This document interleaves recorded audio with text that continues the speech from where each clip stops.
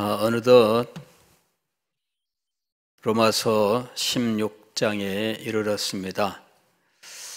이제 끝이 보이는 상황입니다. 그동안에 80회 이렇게 말씀을 전했는데 약속한 기간에 얼추 맞아 들어가는 것 같습니다.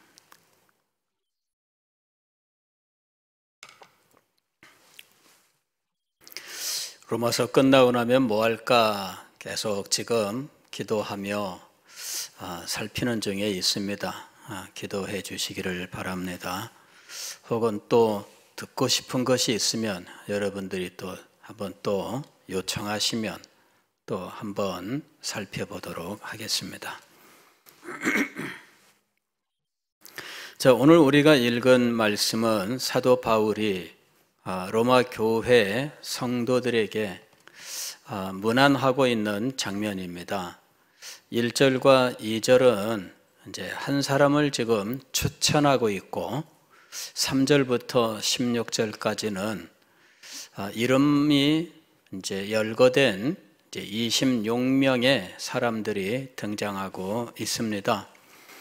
그래서 우리는 오늘의 이 추천과 인사 말씀을 통해서 이 로마 교회는 도대체 어떤 교회인지 좀 생각하게 되고, 그 다음에 교회는 이 기독교 2000년 역사 속에서 어떻게 발전해 왔는지 하는 것들을 이제 생각할 수 있게 되었다 하는 것입니다.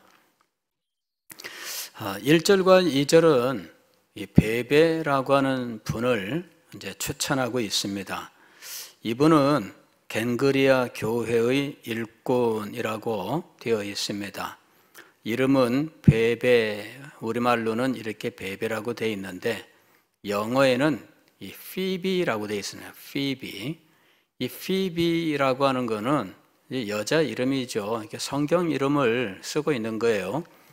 예전에 유명한 그 배우, 사춘기 이렇게 로맨스 이런데 이 주인공으로 나왔던 유명한 배우가 있습니다. 피비 캐치라고 하는 이런 배우가 있습니다. 예, 그때 그 피비가 바로 이 베베입니다. 우리 말에.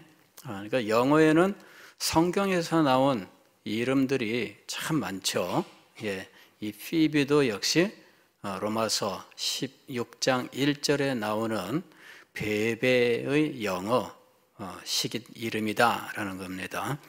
그런데 이분이 겐그리아 교회의 일꾼으로 있다 이렇게 되어 있습니다. 그런데 여기 보면은 3 이렇게 숫자가 써 있죠. 작은 숫자 3이 쓰여 있고, 그리고 난의 줄을 보게 되면 또는 집사 이렇게 되어 있습니다. 이게 뭐라고 되어 있냐면은 헬라어 원문으로는 디아코니아의 디아코니아, 달리 말씀을 드리면은 집사라는 거죠. 그런데 여자분이 그 당시에 집사일 수 있을까? 이제 이런 것에 대해서 의문을 가진 분들이 있습니다. 그래서 번역자도 집사라고 번역을 하지 않고 그냥 일꾼 이런 식으로 번역을 한 겁니다. 그러나 여러 가지 정황을 볼 때에 이분은 이 집사였던 것으로 보입니다. 2절 보게 되면 너희는 주 안에서 성도들의 합당한 예절로 그를 영접하고 그랬습니다. 성도들의 합당한 예절로, 이건 그리스도인이니까 그리스도인으로서 영접하라 이렇게 생각할 수 있습니다만은, 이 디아코니아라고 하는 교회의 공식적인 직분을 가진 사람이라면 타 교회에 갔을 때 그 교회에서 그를 공식 직분을 가진 분으로 인정하고 그거를 그대로 대우를 해줘야 된다라는 것이죠. 그래서 지금 사도 바울이 베베를 천거하면서 그는 겐그레아 교회의 일꾼이다, 디아코니아다 이렇게 이야기하고 있는 거예요. 집사로 소개를 하면서 합당한 예절로 맞으라 이렇게 얘기합니다. 근데 그 시대의 집사는 오늘날 우리의 집사보다는 훨씬 더 공식적으로 더 높은이라기보다는 아마 더 권위 있는 아마 어떤 직분을 맡아 있었을 것이다 이렇게 생각을 합니다. 아마도 이 집사는 이제 설교의 일까지도 맡아 있는 이제 이런 모습들을 보여주고 있습니다. 그래서 왜 스데반 집사가 설교하고 하는 이런 장면들, 이게 단지 전도가 아니라 그 스데반의 그 유대인들과의 논쟁을 보게 되면 스데반이 상당한 말씀 실력자다라고 하는 것과 그리고 유대인의 회당을 찾아가서 말씀을 전하는 일들을 해왔던 것을 알 수가 있습니다. 그래서 그 당시에 집사는 말씀을 전하는 역할까지도 감당하는 일이 있었다라는 것입니다. 그래서 겐그레아 교회의 디아코니아였던 이 베베는 아마 상당한 공식적인 직함을 가진 인물이 아니었을까 이렇게 생각을 합니다. 겐그레아 교회는 어디에 있는 교회인가? 고린도 교회 바로 옆에 있는 거예요. 겐그리아라고 하는 지역은 고린도 바로 옆에 자그마한 항구 도시예요. 그래서 이 베베는 그 항구 도시에서 아마 이 사업을 하는 분이었을 것이다 이렇게 보입니다. 상당히 여성으로서 굉장히 진취적인 이런 인물이었던 거죠. 우리는 빌립보에서 이 비단을 사고 파는 이 자주장사 루디아를 우리는 알고 있는데 베베가 역시 이와 같은 무역 활동을 하는 인물이었을 것으로 생각을 합니다. 그래서 이분이 겐그레아의 즉 항구입니다. 여기가 이 소위 말하면은 이 고린도가 있는 지역은 아가야 지방하고 그 다음에 이 펠로폰네소스 반도가 연결되는 이 다리 같은 역할을 하는 지역이에요. 고린도가. 그래서 그 고린도가 서쪽 편에 이 해협 쪽으로 위치한 큰 도시라면 겐그레아는 동쪽 편에 있는 작은 도시예요. 거리는 아주 가깝습니다. 그래서 거기도 역시 배를 타고 무역을 하는 거죠. 그래서 이 베베는 배를 타고 자유롭게 무역을 하는 여장부, 여사장, 이제 이런 분이었을 것으로 생각을 합니다. 그러니 그 시대의 여성이 배를 타고 무역을 할 정도의 인물이었으니까 상당한 재력과 활동력을 가지고 있는 분이었다는 것입니다. 그런데 그런 분이 교회를 섬기는 일에 있어서도 교회에서 디아코니아가 되었다라는 것이지요. 그러니까 아주 상당한 분이었다 하는 겁니다. 그런데 사도 바울이 이분을 추천하는 이유는 무엇인가? 사업 때문에 추천하는 것이 아닙니다. 이분이 사도 바울의 이 로마서를 가지고 로마에 지금 온 입장에 있었던 거예요. 사도가 이런 식으로 추천할 때에 이것은 자기의 편지를 가지고 온 사람에 대한 소개입니다. 그래서 베베가 로마서를 가지고 사도 바울의 부탁을 받고 이것을 가지고 지금 로마에 온 거예요. 사업차 왔든지 어떤 일로든지 지금 로마에 갈 일이 있었기 때문에 사도 바울이 베베에게 이 로마서를 부탁을 했다는 것이지요. 그래서 베베가 이 편지를 가지고 로마에 왔습니다. 그래서 로마에서는 이 베베가 어떤 인물인지 지금 사도 바울이 보증하고 있는 겁니다. 그러면서 이 사람이 겐그레아 교회에서 디아코니아로서 있으니 당신들도 합당한 예절로 그를 영접하세요 라는 이야기입니다. 그리고 그 다음에 또 무슨 말이 있느냐 하면 무엇이든지 그에게 소용되는 바를 도와줄지니 이랬습니다. 무엇이든지 그에게 소용되는 바를 도와줘라. 이거는 사업을 도와줘라 이런 이야기가 아닙니다. 사업을 도와줘라가 아니고 디아코니아에게 합당한 예절에 해당되는 거예요. 가령 사도 바울이 어느 교회를 갔을 때 그가 그 교회로부터 지원을 받아서 선교 사역을 힘쓸 수 있는 사도의 권리가 있습니다. 사도가 당연히 그런 권리를 가지게 되는 거죠. 그래서 교회는 사도에게 그 사역을 위한 것들을 지원해 주는 겁니다. 사도 베드로가 고린도 교회를 방문했습니다.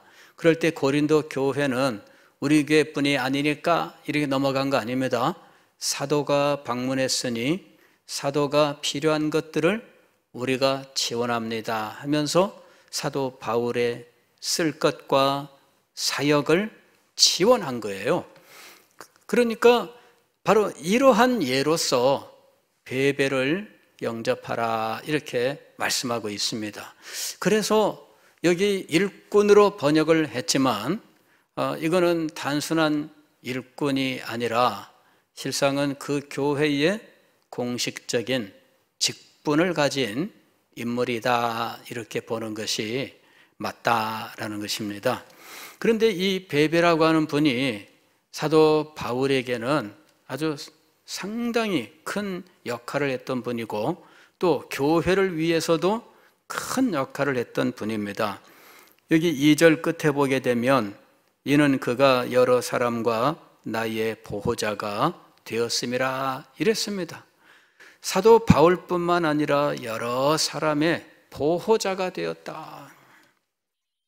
다시 말씀을 드리면 이 베베라고 하는 분은 그 교회에서 아주 중추적인 역할을 감당하던 분이었습니다. 그리고 그의 그 섬김은 아주 신실한 섬김이었다라고 하는 것을 볼 수가 있습니다. 과거에 이제 이런 일들이 있었어요. 그 교회들이 이 주일날 저녁 예배를 드릴 때,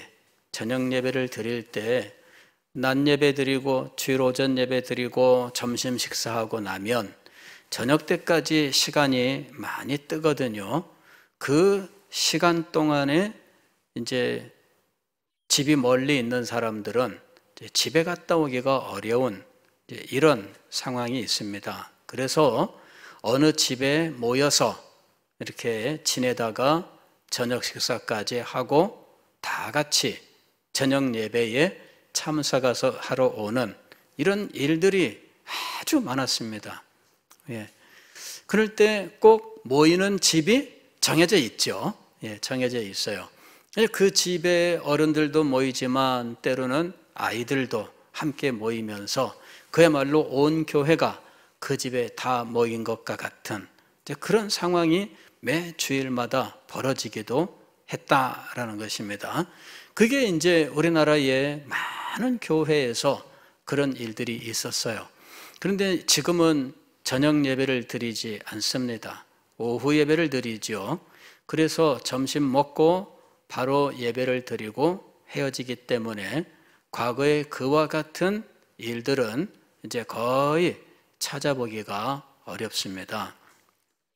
그런 모임들이 잘 되면은 교회가 아주 사랑으로 충만하고 얼마나 서로 친밀한 관계 속에서 교회를 섬길 수 있게 되는지 몰라요.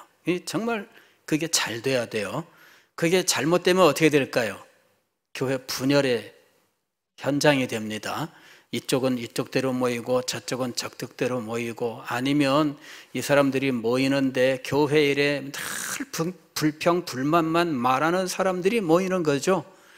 불평 불만 가진 사람들끼리 모여서 자기들끼리는 그저 먹고 마시고 재밌게 지내는데, 늘 교회 일에 대해서, 목사님에 대해서, 교회에서 행하는 어떤 일들에 대해서 불평하고 불만하고 그런 일들이 있다는 거죠. 그건 최악입니다.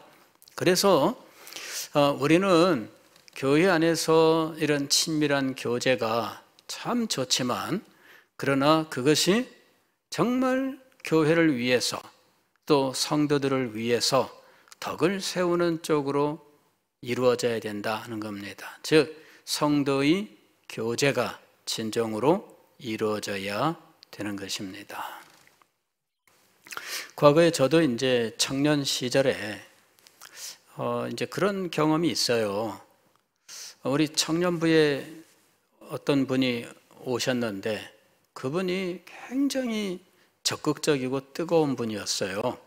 근데 이제 그분하고 좀 친해지고, 그래서 그분 집에 자주 갔는데 라면도 끓여 먹고 밤에 같이 잠을 자고 뭐 밤새도록 이야기하고 그랬는데, 그때 나눴던 이야기들은 세상 이야기가 아니었어요. 교회 이야기, 청년부 이야기, 어떻게 하면 이 청년부를 부흥시킬 수 있을까, 뭐 그러한 주제로 날밤을 새우면서 그 일을 위하여 우리가 무엇을 어떻게 할 것인가, 이렇게 하자 저렇게 하자 뭐 이러면서 그런 이야기로 밤새 대화를 나누었던 그런 순간들 지금도 기억나요.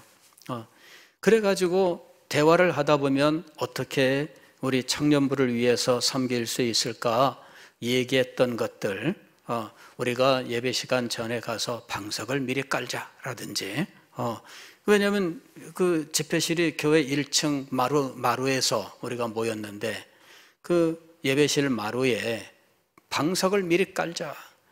오후 7시에, 토요일 날 오후 7시에 우리가 집회를 시작하는데 6시에 가서 방석을 미리 깔고, 그 다음에 우리가 기도하고 찬양하고 기다리자, 뭐 이런 얘기들을 한다든지, 뭐 그런 것들로 이 대화를 나누다 보니까 그 대화가 얼마나 저의 마음에도 유익하고 그 형제에게도 유익한지, 그래서 더 열심히 섬겼던 기억이 있어요. 그랬는데 그때의 멤버들이, 청년부에서 그 멤버들이 다 그렇게 뜨거운 사람들이었어요. 그래서 이 청년부 토요 집회가 얼마나 은혜롭게 잘 되었는지 지금도 참 그 기억이 생생합니다. 여러분, 인생에서 그런 시절 한 번쯤은 있어야 될 거 아니겠습니까? 그죠?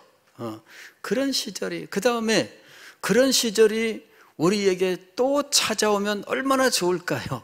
그렇지 않습니까? 예. 그런 시절이 우리에게 또 찾아오면은 얼마나 축복된 일이겠어요. 그래서 여러분 소망하세요. 여러분들과 주님을 사랑하고 하나님의 나라를 사랑하고 교회를 섬기기 위하여 뜻이 맞는 사람들, 함께 기도하고 어떻게 섬길지 서로 이야기하고, 그리고 연구했던 것들을 실천하고 하는 그런 복된 시간들을 여러분 생애 속에 한번 맞이할 수 있기를 바랍니다. 청년 시절에 그랬다면 이제 여러분들이 지금 또 그러면 얼마나 좋겠습니까? 그런데 나는 옛날에 그래서, 그리고는 지금은 다시는 그렇게 안 한다, 이런 분들이 너무 많아요. 예, 너무 많아요. 예, 세월이 흐르면 흐를수록 그런 일들이 우리의 생애 속에 또 일어나는 것이 복입니다. 한 번 은혜를 받았다고 끝내버리면 안 되잖아요. 예? 다시 한번 우리에게 그런 날들이 찾아왔으면 좋겠습니다. 모여서 불평불만 얘기하지 말아요. 아니 우리가 이 세상을 기쁘게 살아도 부족한데 뭐 그렇게 불평불만 하느라고 나를 지세워요. 그래가지고 여러분의 인생에 무슨 도움이 됩니까? 하나도 도움이 안 되는 거예요.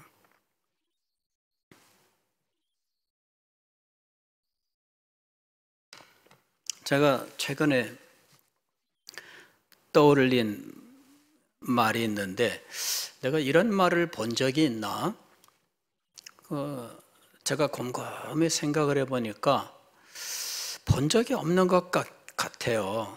뭐 누군가는 사용을 했겠지만 제가 보는 책들이 또 이렇게 편향되다 보니까 뭐 못 봤을 거다 이런 마음은 들어요. 그런데 마음속에 문득 떠오른 하나의 용어가 있습니다. 그건 뭐냐면은 순종의 기쁨이라고 하는 거예요. 순종의 기쁨. 여러분, 순종에서 기쁨을 느껴봤어요? 정말 순종의 기쁨으로 막 충만해 보셨어요? 제가 최근에 화란 정통주의 그 시대, 화란의 제2종교개혁이라고 하는 시대의 신학자들의 책을 이제 읽고 있어요. 그런데 그 시대의 특징은 교리와 실천, 이제 이 두 가지가 하나가 되어야 된다. 즉 진리와 순종이라고 하는 것이 하나가 되어야 된다. 이제 이런 사상을 가지고 모든 가르침은 이 진리와 그 다음에 실천, 여기에 이제 두 가지가 함께 가는 거예요. 그래서 제가 이 실천이라고 하는 이거를 어떤 말로 표현할 수 있을까에 대해서 계속 묵상을 했던 겁니다. 그랬더니 이게 진리의 경험이기도 하고, 그 다음에 이것이 진리의 적용이기도 하고, 그 다음에 말씀을 듣는 분들에게 있어서는 이게 순종이라고 하는 거예요. 그래서 이게 경험적 진리라고 하는 것을 이야기할 때 이건 진리의 깨달음과 그 깨달음으로 기뻐하고 순종하는 삶을 말씀하는 것인데, 이것이 순종으로 나타나는 것입니다. 그래서 순종이라고 하는 것을 생각하면서 순종에 기쁨이 있는 거구나, 이제 그쪽으로 이렇게 생각이 간 거예요. 그래서 순종의 기쁨이라고 하는 용어를 제가 지금 계속 묵상을 하고 있습니다. 우리의 생애가 진정 복되고 아름답기 위하여 우리에게 무엇이 필요한가?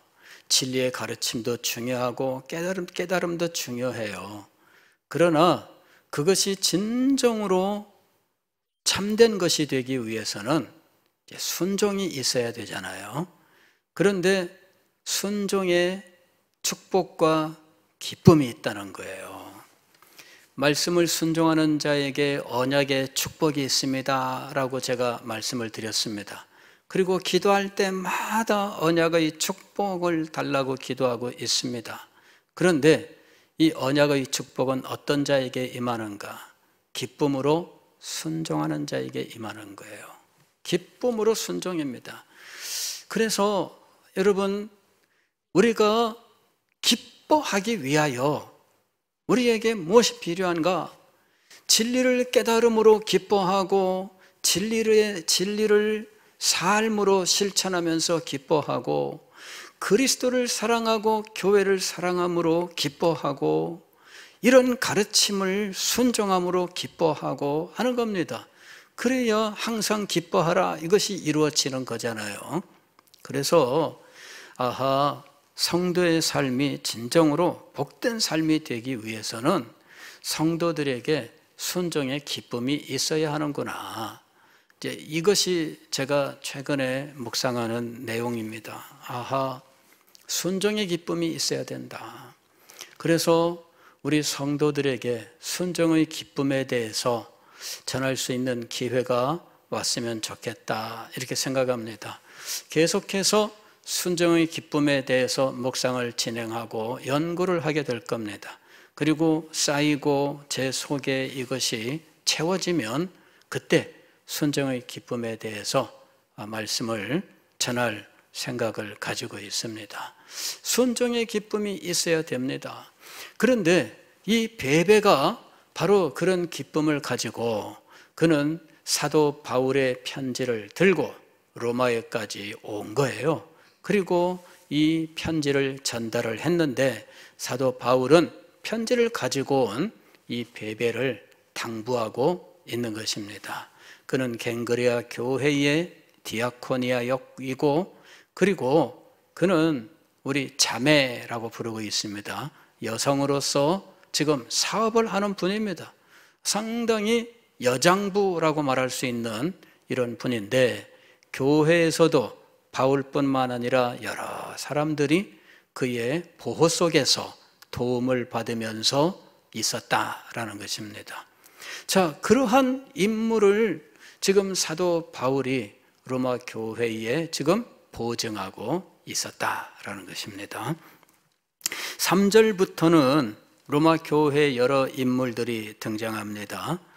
3절에는 아주 익숙하고 반가운 이름이 등장하죠. 너희는 그리스도 예수 안에서 나의 동역자들인 브리스가와 아굴라에게 문안하라 이랬습니다. 브리스가와 아굴라 이런 부부입니다. 브리스가가 여성형으로 되어 있습니다. 여성입니다. 이게 부인이에요. 그리고 아굴라가 남편입니다. 그런데 여성의 이름, 부인의 이름이 먼저 나와요. 사람들이 궁금하게 여깁니다. 왜 남편 이름을 먼저 말하지 않고 부인 이름을 먼저 말할까? 아마도 부인이 더 교회에서 섬김이 좀 더 앞서지 않겠는가 이렇게 생각을 합니다. 우리도 왜 그런 게 있잖아요. 부인은 교회를 나와서 열심히 섬겼는데 남편은 교회를 가끔씩 나오면서 부인보다 한참 뒤에 처진 이런 분들이 있잖아요. 근데 아마 그 자세한 내용은 몰라요. 브리스가와 아굴라 부부 사이에 어떤 역할이 있는지는 모르지만은 그러나 여성의 이름이 앞에 나오고 있다라고 하는 것은 이분이 좀 더 믿음에 있어서 좀 더 주도적인 위치에 있지 않을까 이렇게 생각을 하게 하는 겁니다. 그 다음에 이 두 분이 사도 바울에게 아주 귀한 것은 4절에 나와 있는 내용입니다. 그들은 내 목숨을 위하여 자기들의 목까지도 내놓았나니 이랬습니다. 나의 동역자라고 불렀는데 그냥 단순한 동역자가 아니었어요. 4절 보게 되면은 나를 위해서는 목숨까지도 내놓을 수 있는 분이었다 이렇게 이야기하고 있는 거예요. 그러니 이 브리스가와 아굴라 부부가 사도 바울과 가지고 있는 그 친밀함, 그 연대성 이거는 말로 다 할 수가 없는 거죠. 이분들이 바울을 위해서라면은 목숨을 바칠 정도의 이러한 사랑의 섬김을 갖고 있었다라는 것입니다. 이분들은 한때 고린도에서 사도 바울과 함께 있었습니다. 업이 같았어요. 원래는 이분들이 로마 출신 유대인인데 로마에 있던 유대인인데 클라우디오 황제 때에 유대인들을 로마에서 다 추방하는 일이 있었어요. 그래서 이분들이 그때 로마에서 추방당해 가지고 이 헬라로 왔는데 그때 사도 바울을 만난 겁니다. 사도 바울은 고린도에서 지금 복음을 전하는 것이고, 그래서 브리스가와 아굴라 부부와 함께 고린도 교회를 세우는 거예요. 그리고 사도 바울이 다시 소아시아로 돌아갔을 때, 에베소에 있을 때 그때까지도 브리스가와 아굴라 부부가 사도 바울과 동행을 합니다. 그리고 사도 바울이 에베소를 떠나갈 때 이들은 에베소에 그대로 남아요. 그리고 거기에서 누구를 만나냐면은 아볼로를 만나는 겁니다. 아볼로에게 그리스도의 복음을 전하고 그 다음에 사도 바울에게 배웠던 것들을 다 전하거든요. 그리고 아볼로가 내가 지금 바다를 건너서 헬라로 간다, 고린도에 간다. 그러니까 브리스가와 아굴라가 아볼로를 고린도 교회에 추천을 합니다. 소위 말하면은 추천장을 써주는 거죠. 그래서 아볼로가 고린도에 갔을 때 브리스가와 아굴라가 바로 그 추천인이 되어가지고 아볼로가 고린도 교회에 순적하게 정착할 수가 있었던 겁니다. 후에는 고린도 교회에서 아볼로가 말씀을 가르치는 일을 하게 되었고 아주 크게 인정을 받는 일꾼이 되었다 하는 것입니다. 이 브리스가와 아굴라는 사도 바울의 사역에 함께 했던 인물들이고 사도 바울의 말씀으로는 자기 목숨이라도 내줄 수 있는 사람들이었다. 얼마나 충성된 분들이었느냐 하는 것을 알 수가 있습니다. 나뿐만 아니라 이방인의 모든 교회도 그들에게 감사하느니라. 그러니까 이방인의 교회, 즉 이 헬라와 소아시아 지방에 있는 여러 교회들도 이분들의 도움을 입었습니다. 이분들이 그런 교회들을 섬기고 그리하여 모두 감사하고 있다. 이렇게 이야기합니다. 그 다음에 5절 또 저의 집에 있는 교회에도 문안하라. 이 말이 이제 수수께끼예요. 브리스가와 아굴라의 집에 있는 교회에게 문안하라 이랬습니다. 브리스가와 아굴라는 로마에 있습니다. 그런데 로마에서 브리스가와 아굴라가 교회를 하고 있다 하는 거죠. 그런데 그 교회는 브리스가와 아굴라의 집, 즉 가정에서 모이는 교회였다 하는 겁니다. 소위 말하면 가정교회라고 부르는 것입니다. 가정교회. 브리스가와 아굴라의 집이 로마에 있었는데 그 집에서 교회가 모이고 있었다라는 이야기입니다. 그런데 그 후에 5절 하반절부터 보게 되면 그 브리스가와 아굴라의 교회에 속하지 아니한 또 다른 성도들에 대해서 말씀하고 있는 겁니다. 5절 보면은 내가 사랑하는 에베네도에게 문안하라. 에베네도는 내가 사랑하는 이라고 하는 걸 볼 때 바울과 개인적인 친분이 있는 사람이다라는 걸 알 수가 있어요. 로마는 사도 바울과 생소한 것이 아닙니다. 26명의 인물이 등장할 때 사도 바울과 개인적으로 친분이 있는 사람들이 많이 등장을 하고 있어요. 그래서 알고 보면 사도 바울이 로마 교회에 대해서 자세하게 알 수 있었던 이유는 이런 친분 있는 사람들이 있었기 때문이다라는 것을 알 수가 있습니다. 그냥 알지 못하는 사람을 통해서 무슨 소문이 난 게 아니라 직접 로마에 있는 이 성도들과 개인적 친분이 있었던 거예요. 그래서 이 로마 교회 상황을 들을 수 있는, 정확하게 들을 수 있는 기회가 있었다 하는 것을 알 수가 있습니다. 그 다음에 이 에베네도는 아시아에 있던 사람이에요. 그는 아시아에서 그리스도께 처음 맺은 열매니라. 그 다음에도 이 너희를 위하여 많이 수고한 마리아에게 문안하라. 또 내 친척이요 나와 함께 갇혔던 안드로니고와 유니아에게 문안하라. 바울과 개인적인 친분을 가진 사람들이 있어요. 친척이라고 하는 사람들이 로마에 살고 있었다. 로마의 성도들 중에 속했다라는 것을 알 수가 있습니다. 그들은 사도들에게 존중이 여겨지고 또한 나보다 먼저 그리스도 안에 있는 자라. 즉 사도 바울이 그리스도인이 되기 전에 이미 이 친척되는 이 사람들이 예수님을 믿고 사도들과 함께 있었다라고 하는 걸 알 수가 있습니다. 그리고 그들이 예루살렘에서 사도들과 함께 있으면서 얼마나 섬겼는지 사도들에게 인정받는 사람들이었다, 이렇게 이야기하고 있습니다. 그 다음에 8절 보면 또 주 안에서 내 사랑하는 암블리아에게 문안하라. 내 사랑하는, 이것도 역시 친분이 느껴지죠. 그 다음에 그리스도 안에서 우리의 동역자인 우르바노와 나의 사랑하는 스다구에게 문안하라. 그리스도 안에서 인정함을 받은 아벨레에게 문안하라. 아리스토블로의 권속에게 문안하라.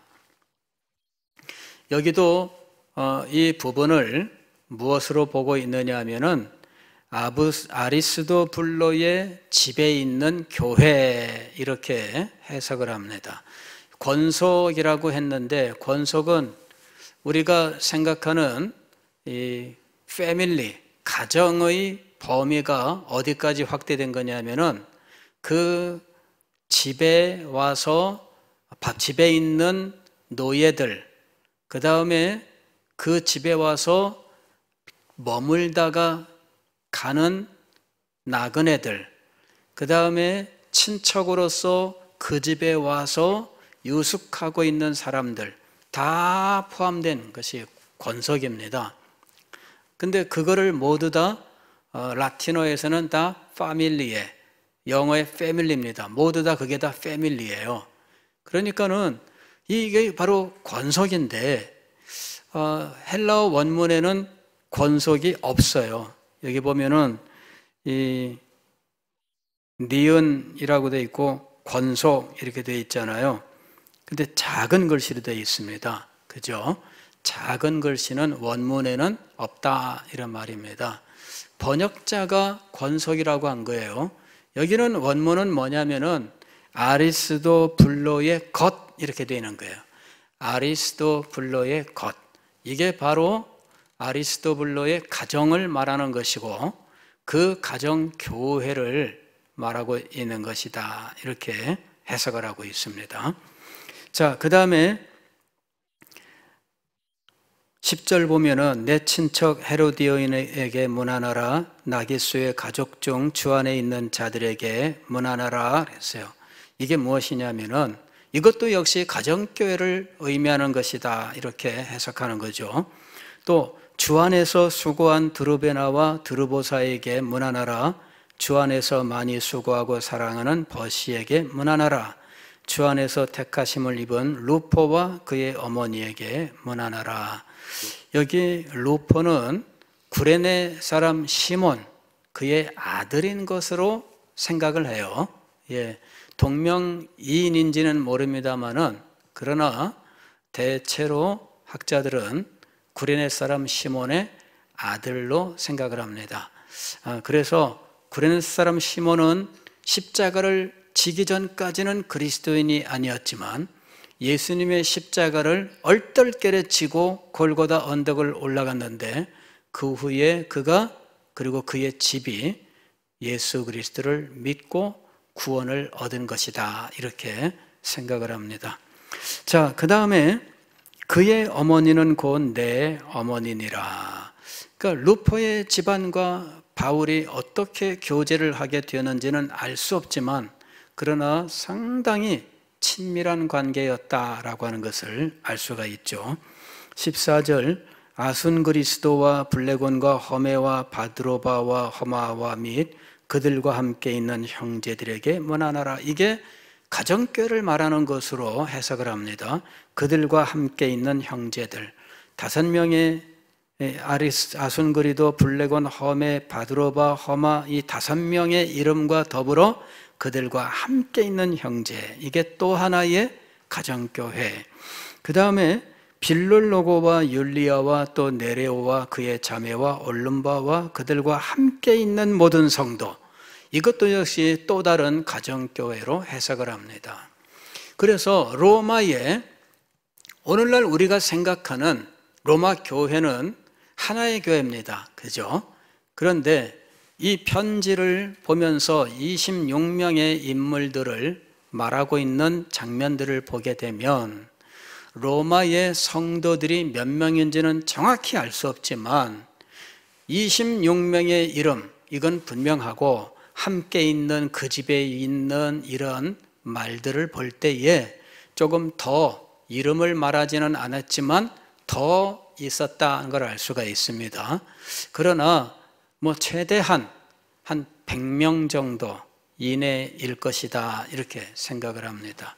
그 당시에 사도들이 복음을 전하러 가지도 않았는데 그곳에 이미 100명 가까운 성도들이 있었으되 하나의 교회로 한 자리에서 예배드리는 것이 아니라 여러 개의 가정교회로 이루어져 있었다 하는 것을 우리는 알 수 있는 겁니다. 그래서 로마에는 여러 가정교회들이 있었으되 그들 사이의 관계가 어떤지는 우리가 알 수가 없습니다. 어떤 분은 이렇게도 얘기해요.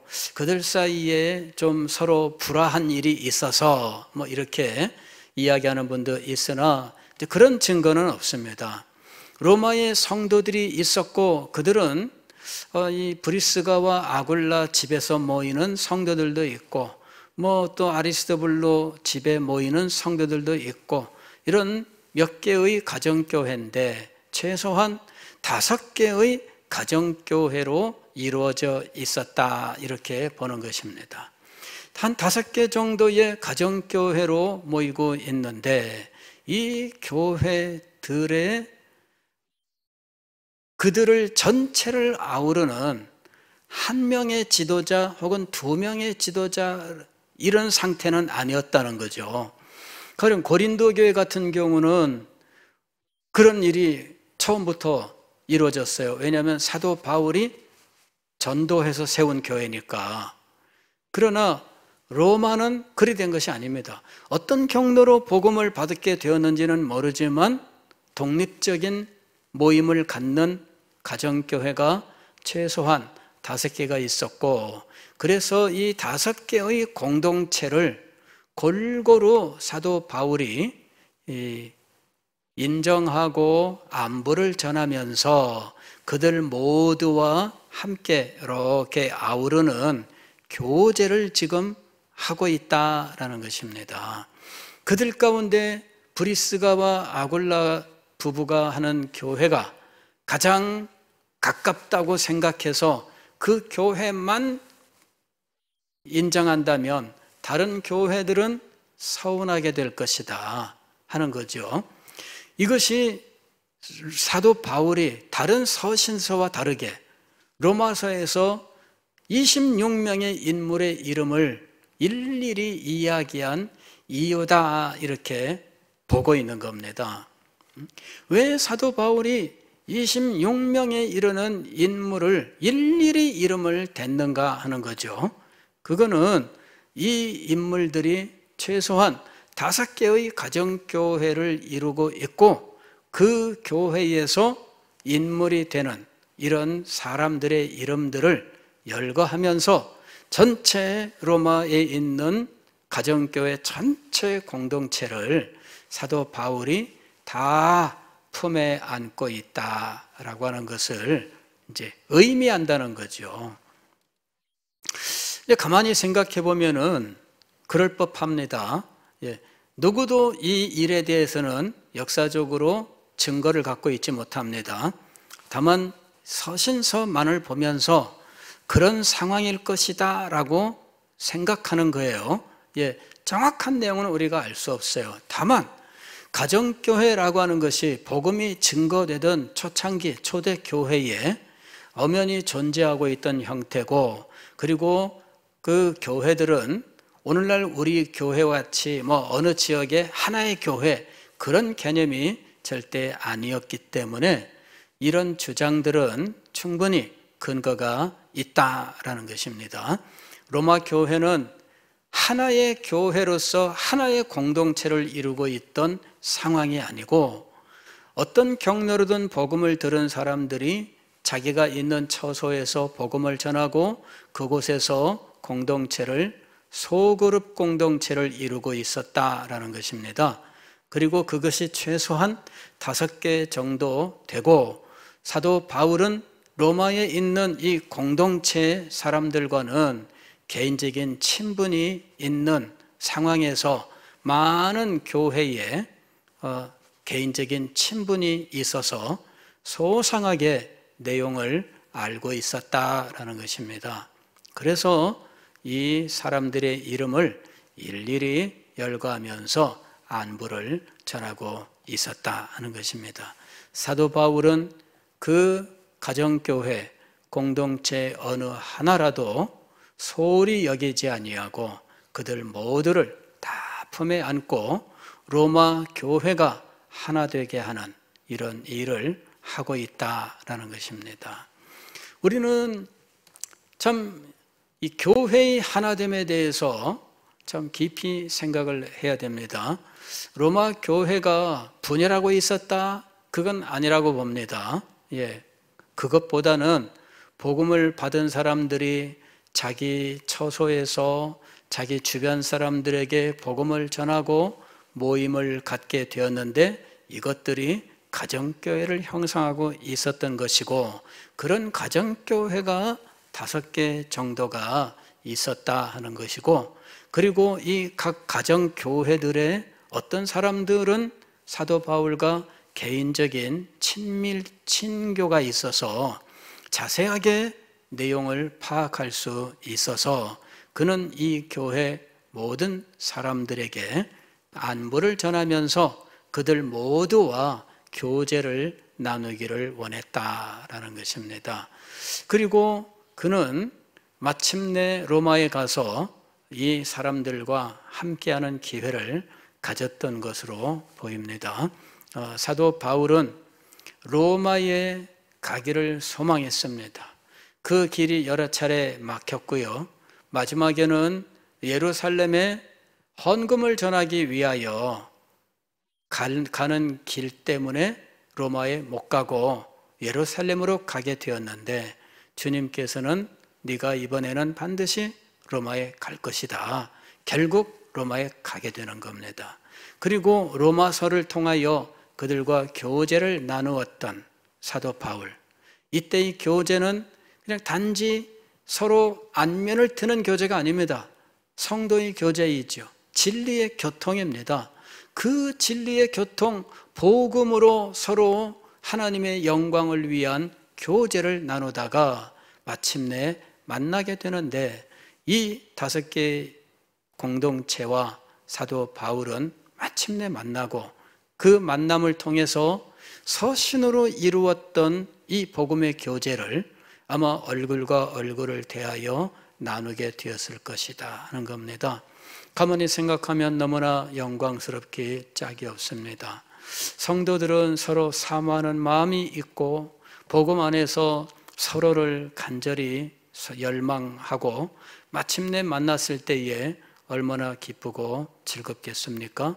그리고 서로 나누는 복음의 교제가 얼마나 큰 기쁨과 즐거움과 은혜를 가져오겠느냐 하는 것이죠.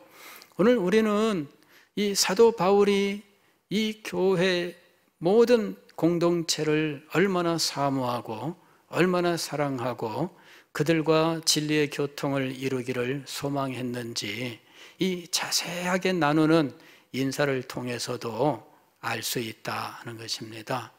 우리는 진리의 교통을 소망해야 됩니다. 성도들과 함께하는 진리로 나누는 교제, 이것을 소망해야 됩니다. 사도 바울은 그것을 소망하여 이 공동체에 대한 자세한 인사를 하고 있는 겁니다. 그리고 이렇게 안부했던 사도 바울은 마침내 로마에 가서 그들을 만나게 된 것이죠. 기도하겠습니다.